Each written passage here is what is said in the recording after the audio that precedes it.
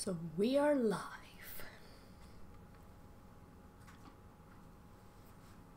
There you go. Let's hope more people will come online so I can start getting this going. If not, just continue with whoever is.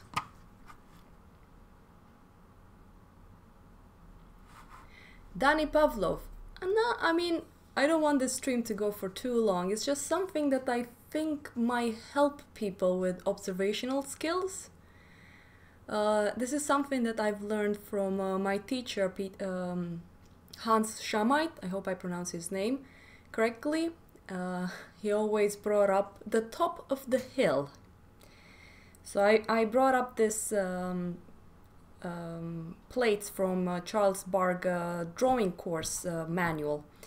And this is something that I want to talk to people that might consider going to this kind of atelier schools. So as soon as people gets online, I'm gonna explain the thing with angles and also abstraction. Abstraction when it comes to like seeing forms and comparing each individual abstract shape to the other. So let's see. So these are also the little plates. Hello from Sweden. We got Mexico going on right now. So I also can't really move my screen. So we will have to just deal with how it is. So basically, if you ever consider of starting this kind of atelier schools, this is basically the first plate you will start doing. So these are the Charles Bargue's plates number 1. They're the most simplest one. And trust me, I say simple, but it's not. Hey Septi, welcome. Good morning, Daniel. I'm glad that you made it. I will wait a little bit longer. For those that are on the stream right now, what questions do you really have that you might want to get from me during this stream? I can just tell you guys that I have been studying art since, well, let's say not professionally, but well, professionally since 2010 when I started the Swedish Academy of Realist Art. And it's around 3 years. The first 1 year was a lot of drawing and a lot of like developing your eyes to see basically what I said, abstraction and so on and so forth.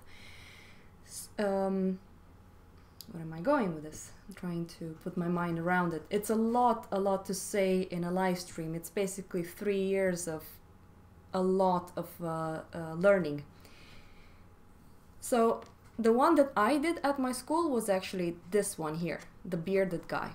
When I started the drawing, I finished it, wait a sec, I finished it in 1 day, presumably. Then my teacher came along, looked at it, and pointed out so many mistakes that it was impossible to really fix because I already pushed on the pencil, I went dark. It was somehow finished. And the thing is that I started the drawing again because that was the only way of actually getting a good result that can help me, and it took me 1 week.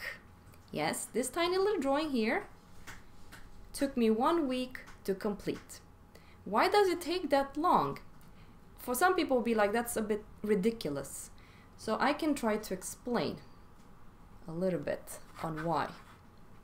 Let's just zoom in on the drawing a bit. There you go. The quality won't be as good since I'm just zooming in. There.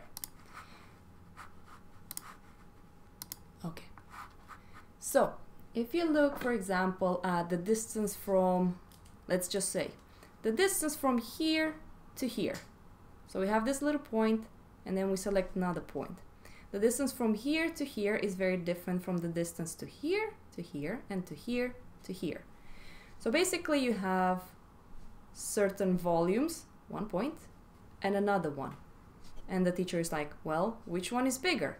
Which one is longer? Is it this one or is it this one? Right now, in this situation, is this one.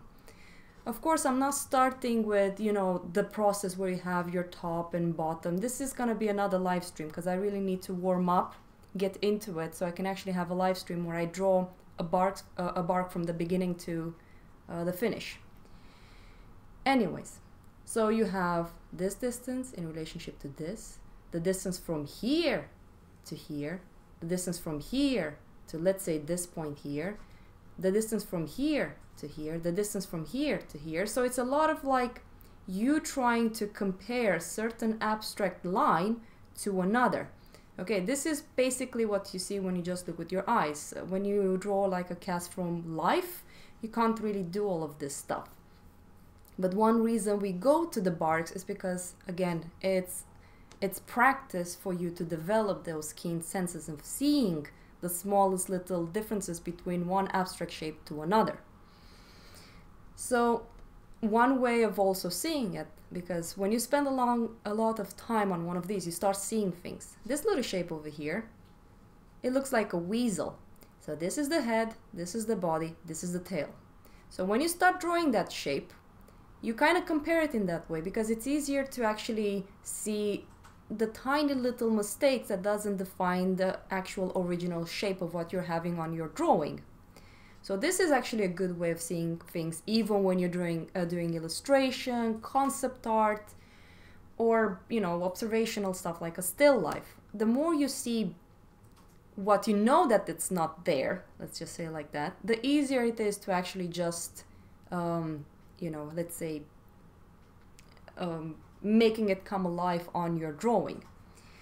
So that's basically the thing with the barks. And trust me, I had students that were really frustrated with the barks. They didn't understand why they have to spend such a long time on them. What's the purpose of them? Oh, I'm just making a copy of this drawing. It has to be so perfect. I just want to be creative and so on and so forth. Sure, I understand you want to be creative and you want to make what Ilya Repin was doing, for example, those amazing big compositional paintings. But before you go there, you need to understand this little basic simple drawing, how do you say it? Drawing, basic drawing. God, can't find my words. Anyways, another thing that I want to show you guys, and I've prepared some pictures and I will try to explain why these are so good. I hope this is the first image. Okay, this is, for example, I'm not sure this is the second plate or the third plate. But you can see how Charles Bargue simplified by being more angular. And Daniel, if you remember when I was painting on my bird, I was talking about angular shapes. Angular shapes creates more structure. There was someone that posted on Miles's chat system on his Patreon this picture of this knee. So he drew this knee. And he was asking like, how can I make it more defined? And then I tried to explain thing in angular shapes. Because you find those lines that are either shorter or longer between each other, that's basically creating your form that you're looking for. Let's see another one. These are the one that we have.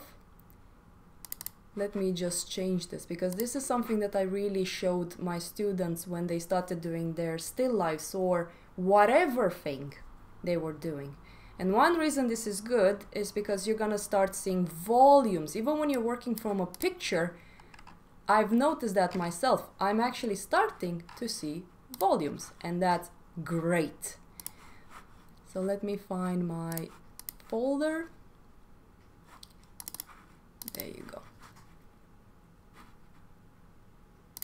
And this is something from the Russian Academy.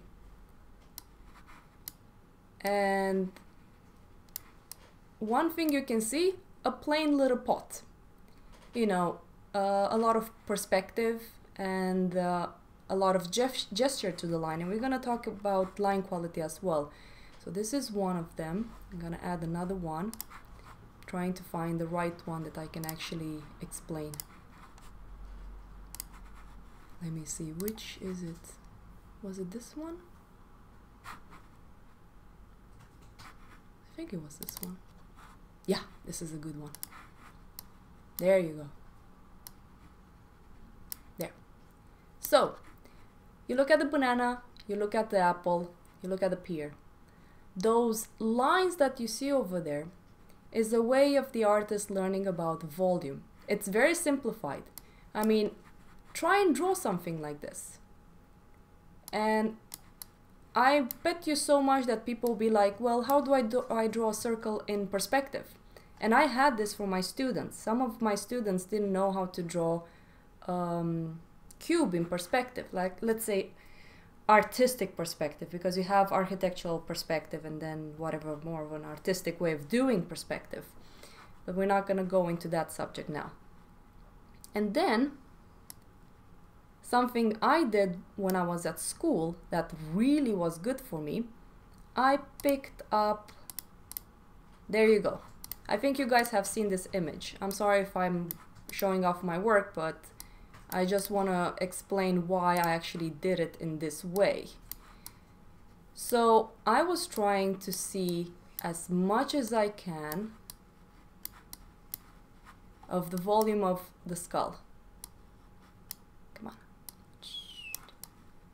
So sorry, I need to learn this program. I'm just making the image bigger. There you go. So I was thinking more like a 3D program, trying to understand how each volume comes forward and how, yeah, I don't know what more to say. Like, I broke down the skull because this is a very expensive skull. I don't remember from where I bought it. But I was really trying my best to understand those lines. And you can actually see some of the Russian studies, they actually have this type of lines around the eyes, the portrait, the definition of the nose, and so on and so forth. So all of the skulls here are drawn from life. And this drawing took me a long time to complete because I was thinking very differently rather than just copying what I was seeing. I was trying to understand the functionality of the human skull. When I was the portrait teacher at the Swedish Academy of Realist Art, this was a very important thing that I was trying my best to explain to students.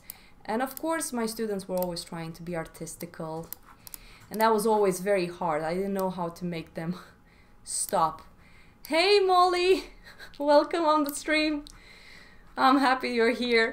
Molly is actually a good friend of mine, and this will sound a bit previous student as well. And I can tell you that I've learned a lot with her together on the Bargues, like a lot. Thank you, Molly, for the chance of being your teacher.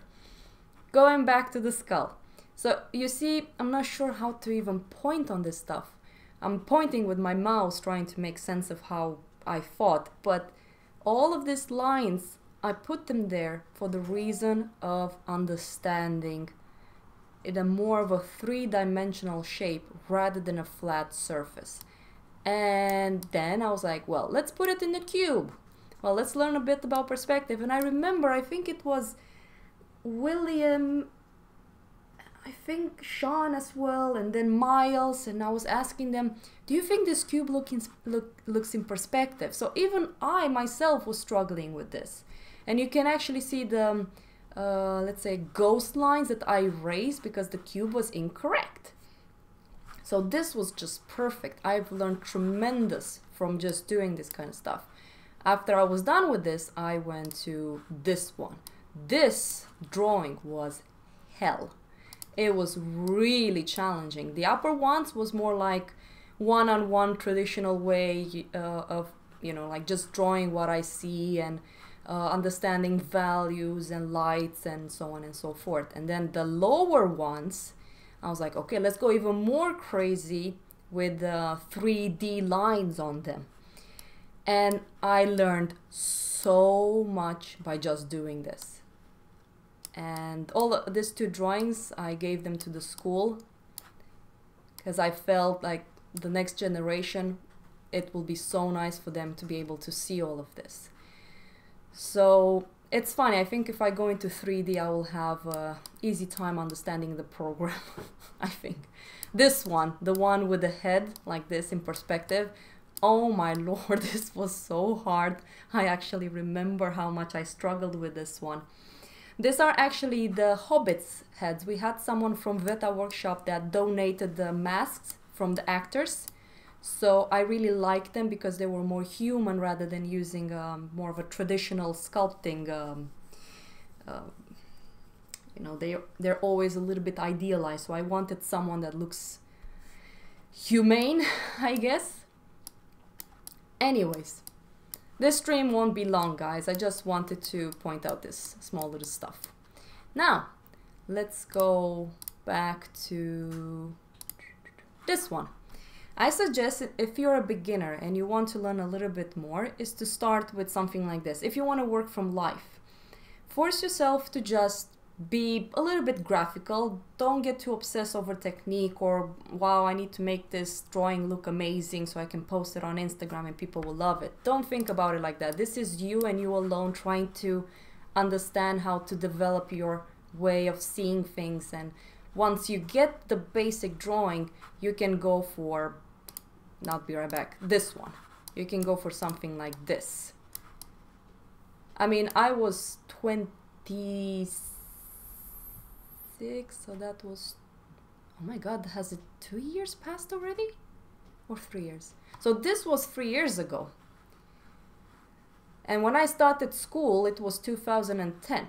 And I can show you guys, if you want to see, how I used to draw before I started at the academy. And trust me, I was not that good. But I was cocky. By the way, guys, I also have the Twitch chat, so someone on Twitch wrote to me. Yes, it's very interesting to think more 3D rather than 2D, because this is how you give more volume to your work. If you draw on a 2D, you know, like on a plain paper. And trust me, when you see that paper blank, just awaiting you to draw something on it, it can be quite terrifying. But somehow thinking in this matter has helped me tremendously to just, you know, start a drawing, because somehow it's simpler. It sounds weird saying this, but it is much simpler for me to do it. Okay, guys, here's one of my drawings. I think this was 2 years before I started at Sara Academy. So you have this one versus this one. What do you think? Amazing, isn't it? Look at that, look at that eye. Ah, so good, and the mouth. I have no idea what's underneath her chin. It's something. I think it's a weird donut or something like that. But this is the difference between, you know, a random school. Like I was at Tonica, it was an art school. And unfortunately that art school didn't really teach me what I really wanted. And when I went to the Sara, to Swedish Academy, it was like a different world. Like my ego was basically destroyed. My thought of how good I was like taken to a zero, and I was like, okay, I have a lot to learn. And it all starts with drawing, pencil and drawing. Okay, now let's go back to some actual drawing and explain a little bit about those angles I keep talking about. So I suggest download the Charles Bargue manual and read it. And the beauty about it is that you have this, the simplification before, let's say, what's the opposite of simplification? My English. Molly, I wish I had your vocabulary right now. What's the opposite of simplification, guys?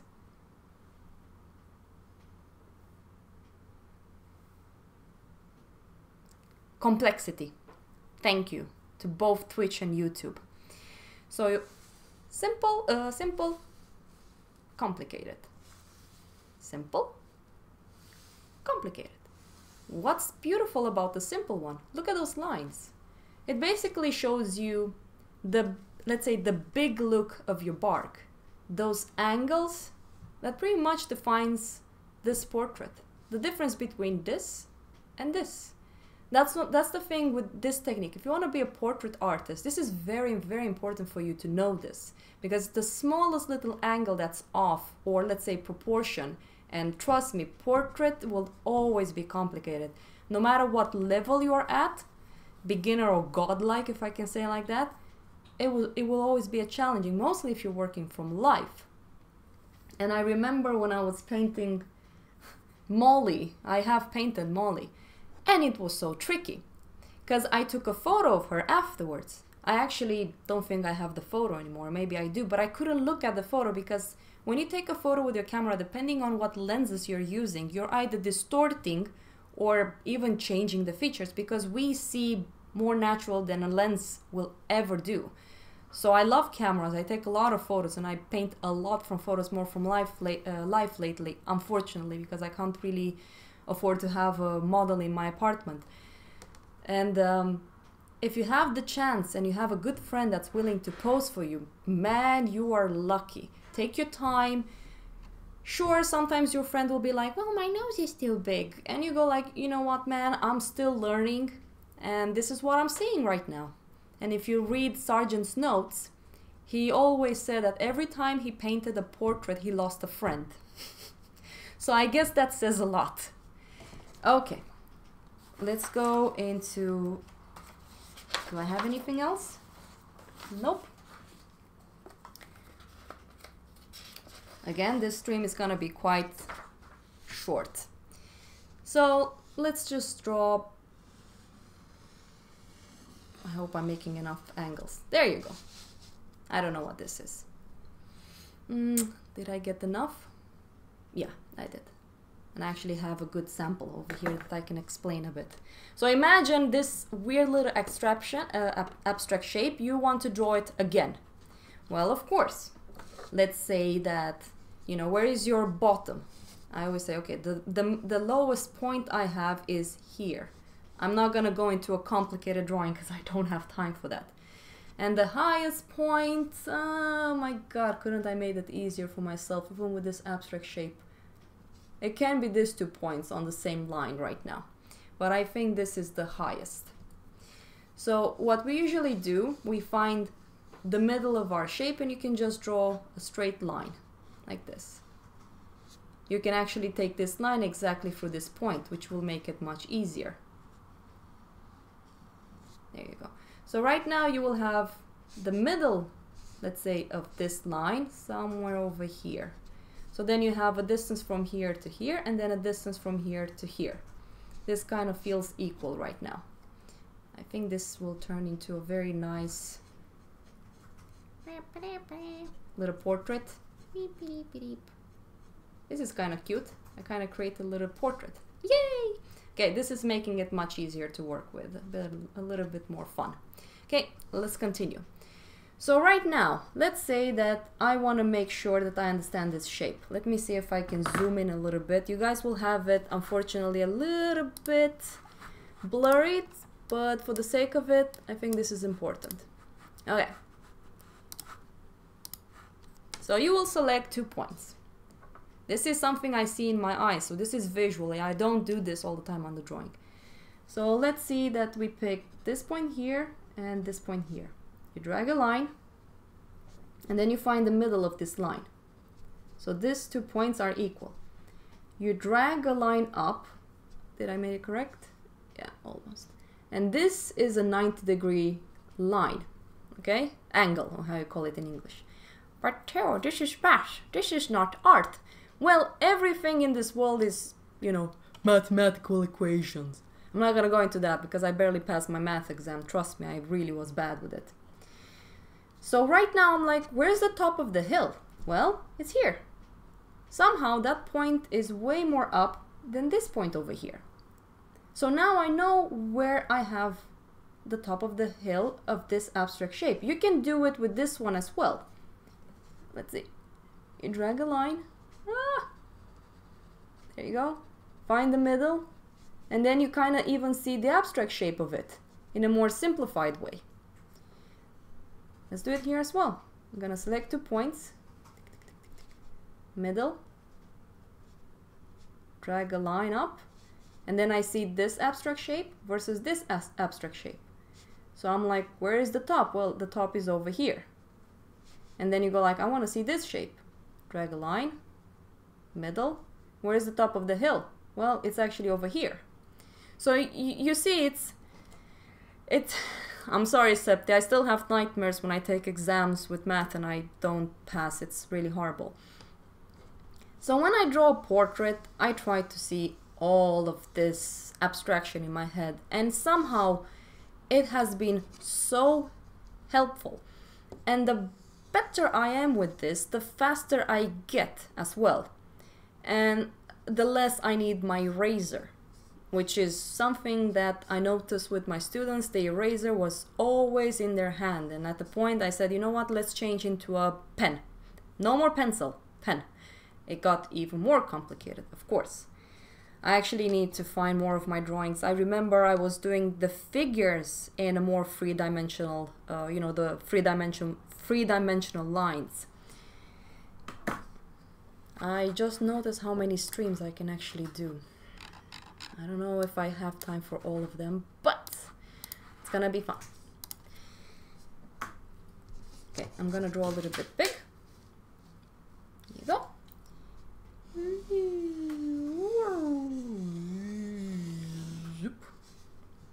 Wow, this also almost looked like one of my eagle birdies. Evil birdie. Okay, cool. Let's go into this. I will do it again a bunch of times till you guys get an idea. This point with, I don't know, this point. So you can select whatever point you want just to get an idea. Drag a line. And I consider myself an artist. And then find the middle of the line. I think it's over here. Ah, finally, this is much better example. Drag a straight 90-degree line. Where's the top of the hill? It's here. Bloop. Okay. If you want to see this abstract shape a little bit better, you can also cut it. So you have one abstract shape and then one abstract shape. You can do the same thing with this one. Where's the top of the hill? What's the abstract shape of this line? Well, the angle changes over here and then it drops down really fast. So it goes up, it stops, and then bloop, falls down. So it does become easier once you understand all of this. It makes so much sense. That's when you have easier times drawing these babies over here, because it's the same concept. Of course, I will try my best to get better samples of this one. I couldn't find a high res of this ones, and one day have a live stream where I just draw a Bargue. God, I always said that I will never draw Bargues ever again. And I said I will never lie ever again either. Well, I guess that was a big lie. And maybe if I draw one of these Bargues, you guys can get an idea of how you can possibly do it on your own. It's a huge difference when you have a teacher though, because a teacher, mostly if you have a good one, he can instantly show you, you know what, the distance from here to here is so huge, and the head of this little gnome over here is too long. You need to make this shape here thinner because right now it's too thick, and so on and so forth. So that's how basically this kind of Bargues works when you get a teacher to critique you. But Sean has a point. Bargues are the best, but Bargues are the best. Bargues are the worst, but the best, which is awfully true. But it does get easier. The more you draw, the easier it is for you to paint. So yes, if you want to paint, learn how to draw. Depending on what you want. You want to do abstract art, you don't need to learn how to draw. You can just go and do this type of stuff, which is really fun. But even this, I can show you how I try to draw, because I usually try to be more angular when I draw. So this little girl over here, angular, angular. So you see, it's like I basically do straight lines when I sketch. Sure, I have a certain gesture. I try to turn a little bit the form as well. We don't want to make like a weird angular figure all the time.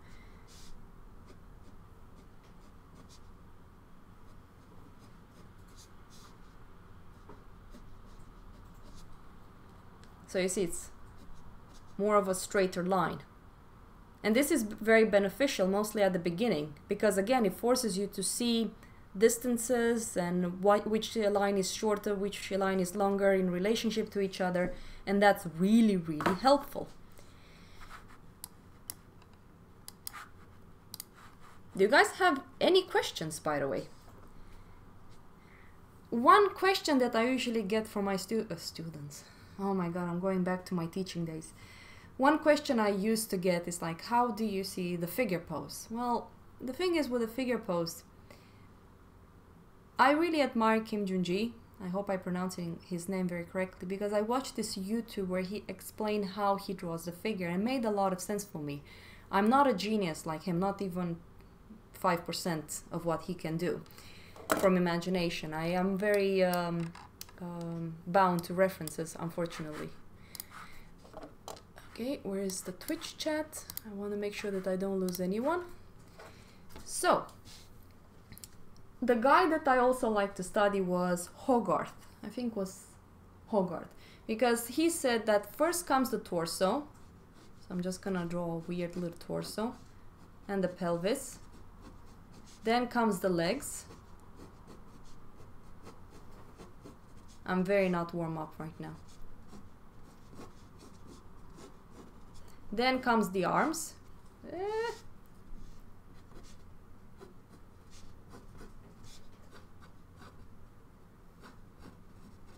Then the neck, and then the happy little head, whatever. So the thing is that one reason I like to start with this part is because when you invent a little bit more. Oh, sorry. There you go.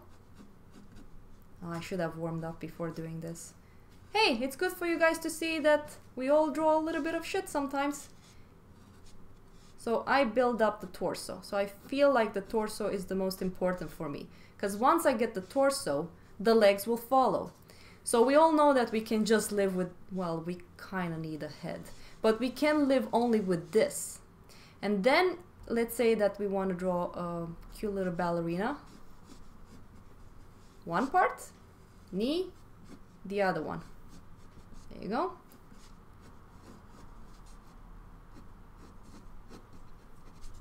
So, and then the arms. Okay, I'm warming up a bit right now. Dip, dip. So if you look at this one, if I draw this type of lines, so this is coming forward, this is coming towards us. So it's already kind of giving it a little bit of shape. So sometimes I ask students, well, let's just draw some weird little circles. How would you put this one in perspective? Well, beep, beep, beep, beep. And more lines, more lines, more lines, more lines, more lines. So this is becoming a perspective. So all of a sudden I can just attach another one.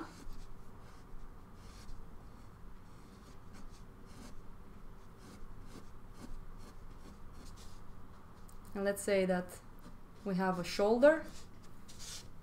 The muscle here, I forgot the name of it.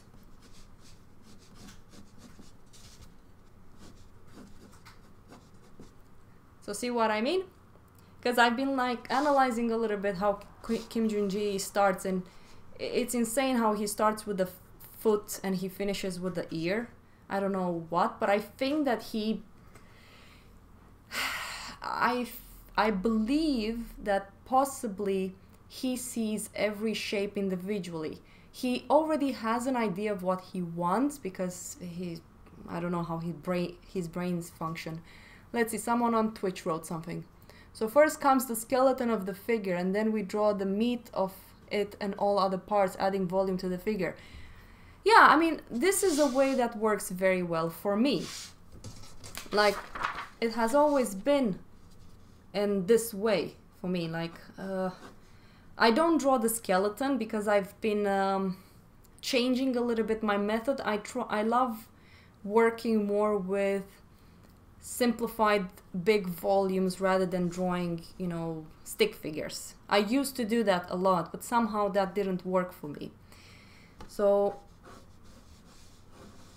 for me, this makes a little bit more sense, drawing like this. So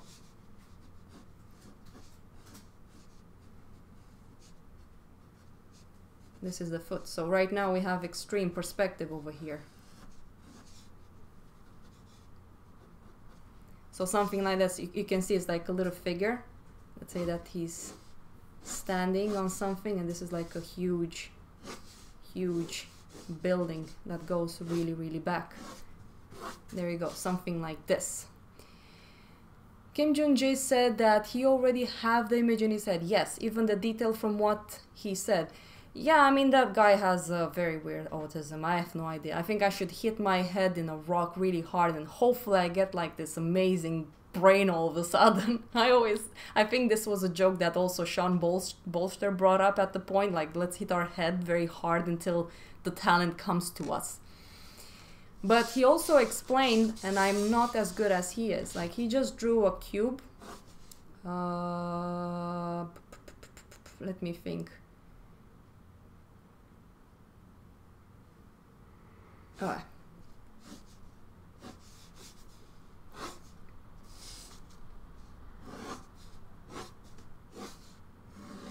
So he was drawing a cube like this.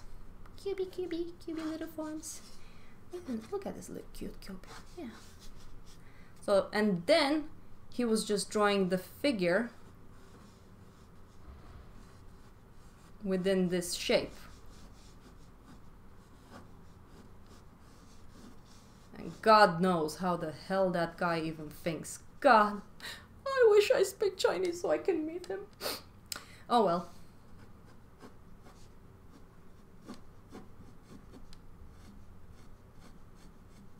Oh my lord, I should have warmed up to this. But I told Septi when I was coming home, because I went to see Nick Alm's exhibition, and I accidentally took the bus in the opposite direction, because I actually wanted to come home and warm up for this. But oops. So one reason I started so late is because I had to prepare. My bad. I'm deeply sorry. Oops, wait, in this direction.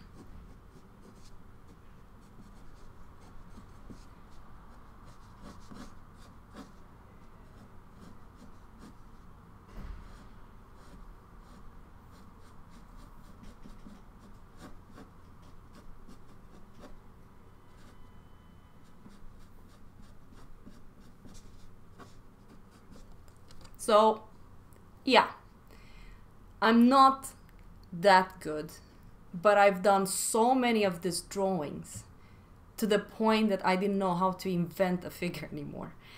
And sure, the drawing looks bad, but the purpose of this is to understand. And trust me, only when I was drawing this, because I didn't warm up, it took a lot of effort to do. So it doesn't come to me as natural as when I paint with references. It's much easier when you have the reference in front of you.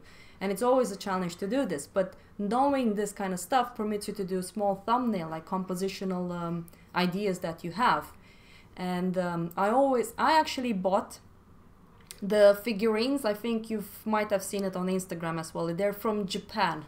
And I first saw them at Robert Samelin's workplace. And I actually bought some of them because I want to create some paintings in extreme perspective. And I feel a little bit handicapped, so I felt like I had to get either learn a 3D program, which would have been much easier, or buy the figurines, which was kind of expensive, and I don't know. Both will work. No, wait, the 3D program would have been hard because I had to learn the program. That's one reason I think I didn't go with a 3D. Though I do want to learn, and maybe you guys can suggest a good, easy 3D program that I can use, just open up, let's say, a horse in it, modify it, put it in a perspective that I want, and then have an idea of its proportions and balance on the ground if it has one foot down and the other ones are in the air. Okay. One thing that I also noticed with some of the students, the way they were drawing, line quality. Some of them were drawing like this. The same thickness, so on and so forth. I mean, right, I know there is a course on schoolism regarding 3D. Ah, there's so many of those ones. I don't even know where to start. And I don't know how I help this student, but I gave him an exercise on how he can make his line a little bit more sensitive. So I told him to hold the pen like this and then just do this. Plain little lines. Get a sense of the pain of the pencil. If you're working with mechanical or whatever pencil you're using. And then I asked him, okay, from straight lines, just try to do this. Try to grab onto the line while you're working.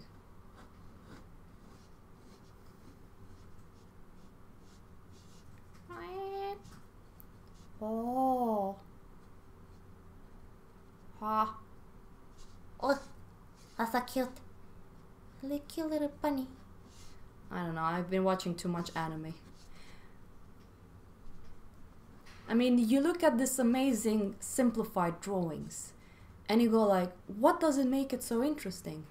It's the sensitive contour they have. And sure, this is very weird to do, but believe me, if you're having difficulties with your lines, this can be very helpful. Like just grab a pen, a paper and a pen and just, you know, hold the pen in a different way. And just try to connect the line. Instead of doing it like this, just be more sensitive about it. And don't rush it. That's another thing. Don't rush your lines. Take your time. Even when you render, when I render, I'm very weird. Let's say that I have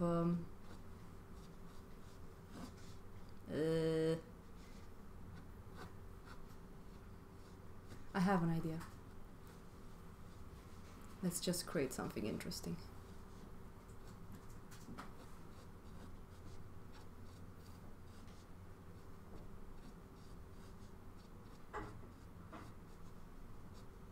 Ah, failing a bit. Okay, let's try it again.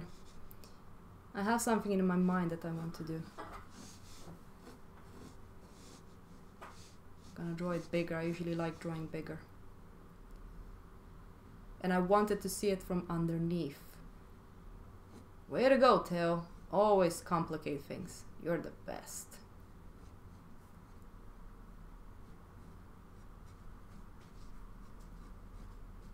Aha, okay. I think I'm getting it. But that's what I mean, like, just try it out. Learn all of this stuff and it will really help your paintings.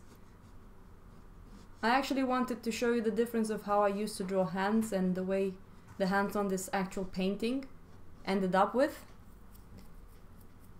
Thank you, Septi, for joining, and hello, Axe. I'm not gonna go for too long with this one. I'm still trying to get a shape that I can actually render and show you guys a little bit of what I mean. I'm gonna just make it simple and that's it. I don't even know where I was trying to go with this.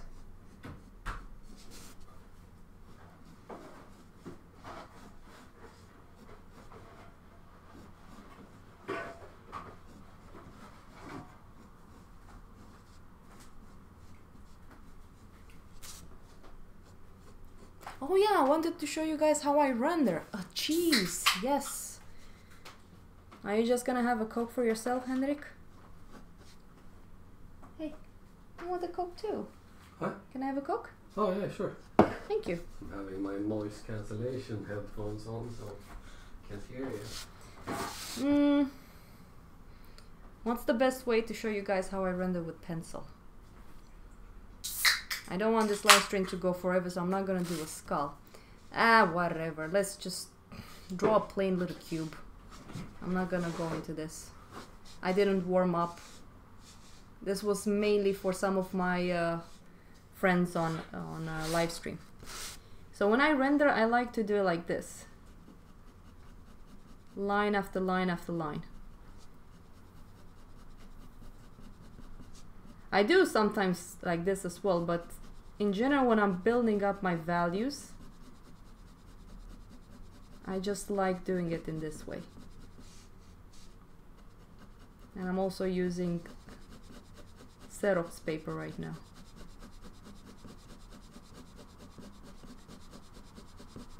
So it's easier to render like this than doing it like this, I think. Because you don't have a better control of your hand. And then let's say that you want to darken. You push under the pencil. You see, over there I kind of did it in one go. I'm so sorry if my English is not too good.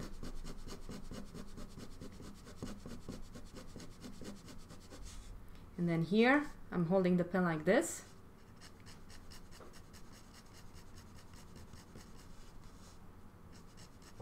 I'm trying to be very gentle. And easily soften till I reach that edge. Something like this. Well, Axe, I don't know if you've just joined now. I mean, we've been having some fun. It's been going on for... What? Has it been already 47 minutes? This felt like 10 minutes.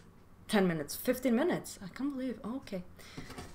Well, since there's 11 people on the stream, do you guys want me to draw a Charles Bargue for you guys? Like from the beginning till the end. But that's gonna take me more than 47 minutes. I know that I have someone that told me to make my streams shorter, but this is very impossible to do. So I'm really happy that I managed to explain this to you guys. This was the most important part on this stream.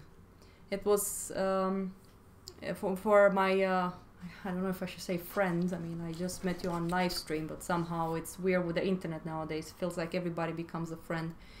But Daniel was, I think you asked a little bit about it when I brought up the angular shapes. So one reason I wanted to do this is to just show you this mind I have, and you can apply it to your landscape as well. Like if you want to draw a tree and you want to make the tree more interesting, even the tree, it has so many details and so many angles. Like how can you make a tree more interesting? It's just being more angular and finding a little bit more nice little abstract shapes to it. So you can give it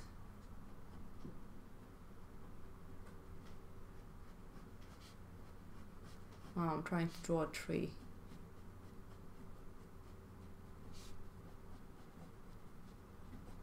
Let's just say that it's like hanging on a rocky thing over here.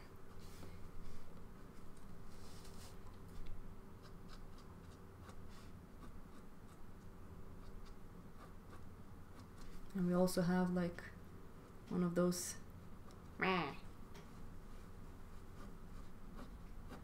angry birds.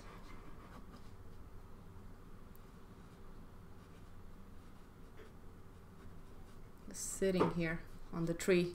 I don't know. So guys, I'm gonna see when I can have some time to do the Charles Bargue. I still need to finish my painting and get going with my bloody commission because I'm trying to figure out how to do it. Vegard, you came a bit too late. The stream is already ending. For those that were here with me from the beginning, I hope to God that I gave you guys something that can help you in seeing things in shape and so on. I know that I didn't manage to go through everything, but it's not enough time. Yeah, Zezi. Hey, I haven't seen you in a while, Zezi. Okay, I'll keep you guys updated. If you guys want, you can just... wait, I haven't even used my site to send the emails to people. I will just post on Instagram. Just stay tuned on Instagram, I guess. I will try to be better at promoting this stream thing that I'm doing. Daniel, I'm happy. I really hope I gave you something with this. But this is gonna be helpful when we do the Charles Bargue, and I think, like Sean said, we will make that happen. I promise. So I need to keep at it right now.